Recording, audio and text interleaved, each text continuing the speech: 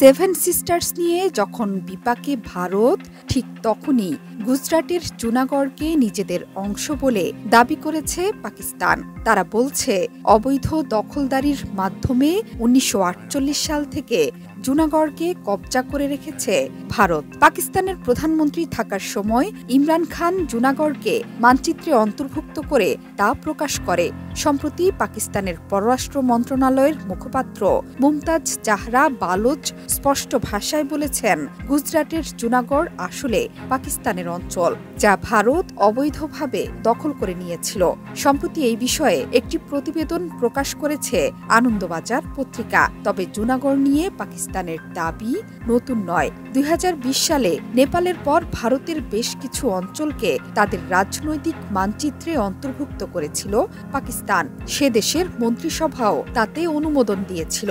একই সাথে গুজরাটের জুনাগড় ও মানবগড় শহর এবং সার ক্রিক অঞ্চলও পাকিস্তানের অংশ বলে দাবি করা হয়েছিল। ইসলামাবাদের দাবি, করাচিতে শেষ নিঃশ্বাস ত্যাগের সময় জুনাগড়কে পাকিস্তানের বলেছিলেন এখানকার শেষ নবাব মোহাম্মদ জাহাঙ্গীর খান। সেই জুনাগড় নিয়ে আবারও নতুন চাঞ্চল্য। ১৯৪৭ সালে ভারত পাকিস্তান বিভক্তির পর জুনাগড় দখল করে নিয়েছিল ভারত। ইতিহাস ঘাটলে দেখা যায়, জুনাগড় মুসলিম রাজ্যগুলোর মধ্যে দ্বিতীয় বৃহত্তম শহর। ব্রিটিশ ভারতের ৫৬১টি রাজকীয় রাজ্যের মধ্যে রাজস্ব উৎপাদনের ক্ষেত্রে ছিল পঞ্চম স্থানে। বহু বিশ্লেষকের মতে, ভিয়েনা চুক্তির আইনের ২৬ ধারার স্পষ্ট লঙ্ঘন করে এটি অবৈধভাবে দখল করে নিয়েছিল ভারত। সেই জুনাগড়কে পাকিস্তানের অংশ দেখিয়ে বছর ৪ আগে মানচিত্র প্রকাশ করেছিলেন সাবেক প্রধানমন্ত্রী ইমরান খান। সরকার বদলের পর আবার বিষয়টি চাঙ্গা হয়েছে। শাহবাজ সরকারও দাবি করেছে জুনাগড় অবৈধভাবে দখল করে রেখেছে ভারত। জুনাগড়ের আছে সমৃদ্ধ ইতিহাস।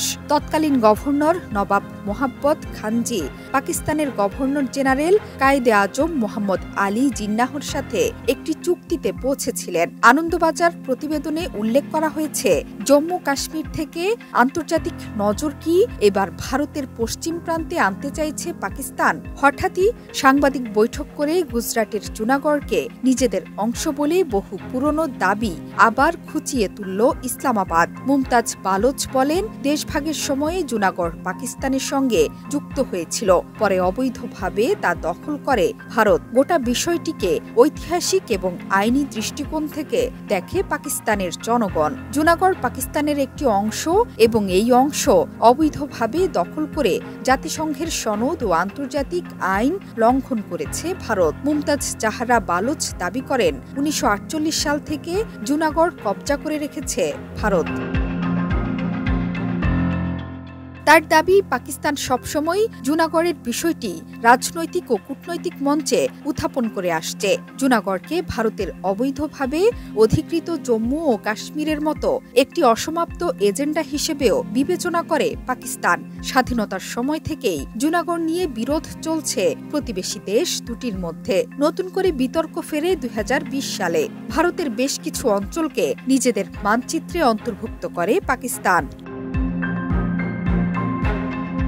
এ বিষয়ে পাকিস্তানের অবস্থান সবসময় স্পষ্ট বলেও দাবি করেছেন মুমতাজ। তিনি বলেন, দেশভাগের সময় জুনাগড় পাকিস্তানের সঙ্গে যুক্ত হয়েছিল, পরে অবৈধভাবে তা দখল করে ভারত। জুনাগড় পাকিস্তানের একটি অংশ এবং এই অংশ অবৈধভাবে দখল করে রাষ্ট্রপুঞ্জের সনদ এবং আন্তর্জাতিক আইন লঙ্ঘন করেছে ভারত। তবে রাজনৈতিক সেই মানচিত্রকে অবশ্য বরাবরই অযৌক্তিক ও ভিত্তিহীন বলে দাবি করে আসছে ভারত।